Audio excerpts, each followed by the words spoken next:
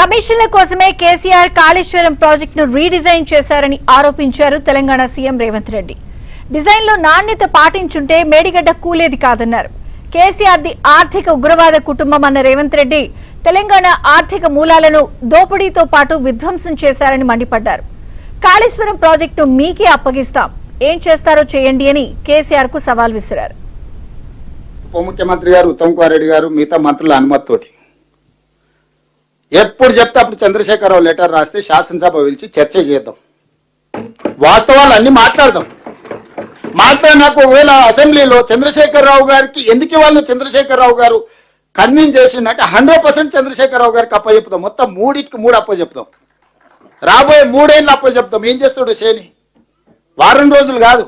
Kaleshwaram project ఎల్ఎన్టీని లేకపోతే మిగతా వాళ్ళని కాంట్రాక్టర్లను తీసేసి హోల్సేల్గా మేజర్ కాంట్రాక్టర్ కింద ఈయనని ఇచ్చేసి ఈయన కింద వాళ్ళందరిని అపాయింట్ చేసి మొత్తం ఆయనకే అప్పచెప్తాం. ఉన్నోళ్ళందరినీ 60C కింద టర్మినేట్ చేస్తావా, లేకుంటే ఆయన కింద వాళ్ళని చేసి ఈయన మొత్తాన్ని హెడ్ ఆఫ్ ద కాంట్రాక్టర్గా చేసి వాళ్ళందరూ ఆయన దగ్గర పనిచేసిన వాళ్ళు వాళ్ళే కదా. ఆయన కావాల్సిన వాళ్ళందరినీ పెట్టుకొని దాన్ని ఎట్లా రిస్టోర్ చేస్తాడో చేయమనుండ్రి.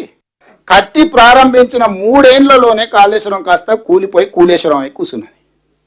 మీకు అందిస్తే చేసిన నిర్వాకం అనేది దీన్ని విధ్వంసం అంటారు.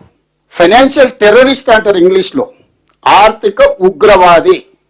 ఉగ్రవాదం రకరకాలుగా ఉంటుంది, కానీ ఆర్థిక ఉగ్రవాద కుటుంబం కేసీఆర్ కుటుంబం. కేసీఆర్, కేటీఆర్, హరీష్ ఆర్థిక ఉగ్రవాదులు. తెలంగాణ యొక్క ఆర్థిక మూలాలను దోపిడీ చేయడమే కాకుండా విధ్వంసం చేసిండ్రు. అప్పుడప్పుడు 15 ఆగస్టుకు 26 జనవరికి నేరగాళ్లకు, తీవ్రమైన నేరాలు చేసిన వాళ్ళకు కూడా అప్పుడప్పుడు క్షమాభిక్ష పెడుతుంటాం, వానికి మార్పు వచ్చిందేమని. వీళ్ళు మారేటోళ్ళు కాదు, వీళ్ళు ముసుగు తోడుకొని ఉంటారు. తెలంగాణ ఉద్యమంలో ముసుగు తోడుకొని మభ్యపెట్టి మోసం చేసి అబద్ధాలు చెప్పి అధికారంలోకి వచ్చారు. వచ్చిన కాడి నుంచి దోపిడీకే ప్రాధాన్యత ఇచ్చిండ్రు.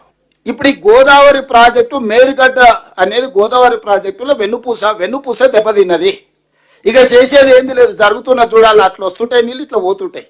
దీన్ని ఇట్లా ఆపినావు అనుకో, 80,000 పుస్తకాలు చదివిన మేధావి 9.5 ఏళ్ళు కష్టపడి ఆపితే 3 ఏళ్ళలో కట్టిన కాళేశ్వరం కూలేశ్వరం అయి కుప్పగూలింది.